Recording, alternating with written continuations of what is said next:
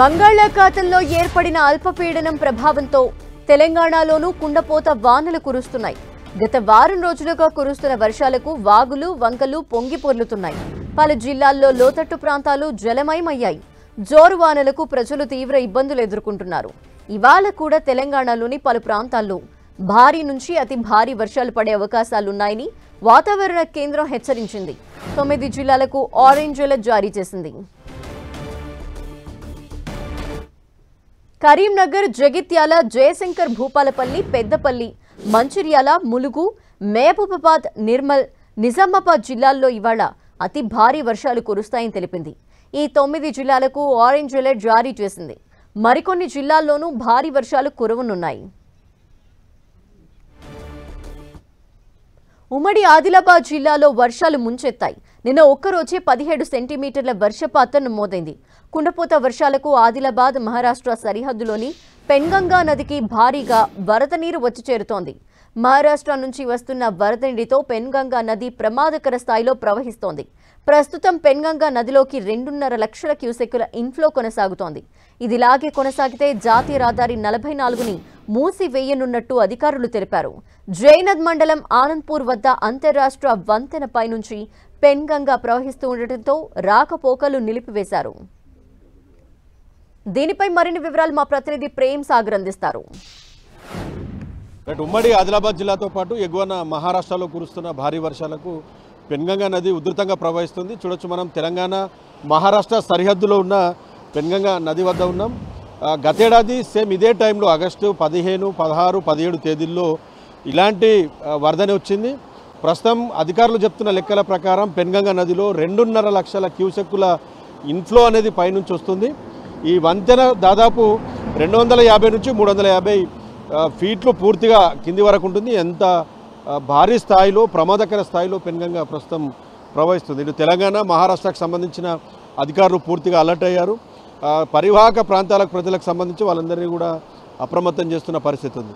So పూర్తిగా చూడవచ్చు, పైనుంచి కాసేపటి క్రితం ఒక డెడ్ బాడీ కూడా ఈ పెన్గంగా ప్రవాహంలో కొట్టుకొని వచ్చిన పరిస్థితి ఉంది. సో ఏం జరుగుతుంది, పశువులు, మనుషులు, చెత్త చెదారం ప్రతిదీ కూడా ఈ ప్రవాహంలో కొట్టుకపోయిన పరిస్థితి. ఒక్కసారిగా క్లౌడ్ బ్రస్ట్ లాంటి వెదర్ నిన్న కనిపించింది. 3 గంటల పాటు ఆదిలాబాద్ జిల్లాలో 17 సెంటీమీటర్ల వర్షపాతం ఒక్కసారిగా నమోదైంది.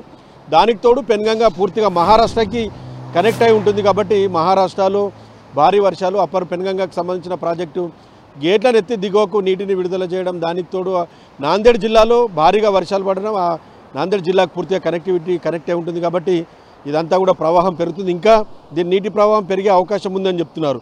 తెలంగాణ, ఉమ్మడి ఆదిలాబాద్ జిల్లాలో కొంత వర్షం తగ్గినప్పటికీ కూడా మహారాష్ట్రలో ఇంకా వర్షాలు పడుతున్నాయి. ఆ వర్షాలు పడుతున్న నేపథ్యంలో ఇంకా ఈ ప్రవాహం పెరుగుతుందని చెప్తున్నారు. జైనత్, బేలా ఈ 2 మండలాలు పూర్తిగా దీనికి ఈ పెన్గంగాకు ఎఫెక్ట్ అయి ఉంటున్నాయి. అవతల వైపు మహారాష్ట్రలో ఉన్న 2 మహారాజులకు సంబంధించిన సమాధులు ఉంటాయి. చాలా పుణ్యక్షేత్రంగా భావిస్తారు. ఇదంతా కూడా ప్రతి ఏటా పుష్కరాలు జరుగుతాయి పెన్గంగాకి. అక్కడ పెద్ద ఎత్తున బ్రహ్మోత్సవాలు జరుగుతాయి వారం రోజుల పాటు. ఆ టెంపుల్కి సంబంధించి 2 సమాధులు కూడా పూర్తిగా మునిగిపోయిన పరిస్థితి. చూడవచ్చు, ఎంత పెద్ద మొత్తంలో చెత్త చెదారం, చెట్లు అన్నీ కూడా భారీగా ఈ ప్రాంతానికి తరలి వస్తున్న పరిస్థితి ఉంది. పెన్గంగాకి ఒడ్డున చాలా హైట్లో ఒక శివాలయం కూడా ఉంది. ఆ శివాలయం కూడా పూర్తిగా నీట మునిగిన పరిస్థితి ఉంది. సో ఈ ప్రాంతంలో ఎవరు కూడా దగ్గరికి రావద్దని చెప్తున్నారు అధికారులు. ప్రవాహం అయితే చాలా స్పీడ్గా ఉంది, ఇంకా పెరిగే అవకాశం ఉందని కూడా కొంత హెచ్చరికలు జారీ చేసిన పరిస్థితి అయితే ఉంది. సో ఈ ప్రవాహంలో కింద పంటలైతే చాలా పెద్ద మొత్తంలో నష్టపోయాం. సో మహారాష్ట్ర వైపు అయితే మనకు చాలా క్లియర్గా కనిపిస్తుంది. మొత్తం నీరంతా కూడా పెన్గంగాకి సంబంధించి పూర్తిగా ప్రవాహంలోకి వచ్చింది. అవతల మహారాష్ట్రలోని పిప్పల్కోటికి సంబంధించిన గ్రామం అది. ఆ గ్రామానికి సంబంధించిన పంట పొలాలు అయితే ప్రస్తుతం పూర్తిగా నీట మునిగి ఉన్నాయి. మహారాష్ట్ర వైపు కూడా చాలా గ్రామాలు ఈ పెన్గంగా ప్రవాహంతో కొంత ఎఫెక్టెడ్గా ఉంటాయి. సో ఇంకా దీనికి సంబంధించిన ప్రవాహం పెరిగే అవకాశం ఉందని చెప్తున్నారు. ప్రస్తుతానికైతే 2.5 లక్షల క్యూసెక్కుల నీరు ప్రస్తుతం పెన్గంగాకు సంబంధించి ఈ ప్రవాహంలో దిగువకైతే వస్తుంది. ఇంకా దీని ప్రవాహం పెరుగుతుందని చెప్తున్నారు. మహారాష్ట్రలో ఒకవేళ నాందేడ్ జిల్లా కానీ యవత్మాల్ జిల్లాలో కొంత ప్రవాహం తగ్గితే మాత్రం ఇది కూడా తగ్గే అవకాశం ఉంది, కానీ ఇంకా పెరుగుతుంది. ఉదయం 4 గంటల ప్రాంతంలో 2,20,000 ఏదైతే ఇన్ఫ్లో ఉండే, ఆ తర్వాత 6 గంటల తర్వాత ఒక్కసారిగా ఇన్ఫ్లో 2.5 లక్షలు దాటింది.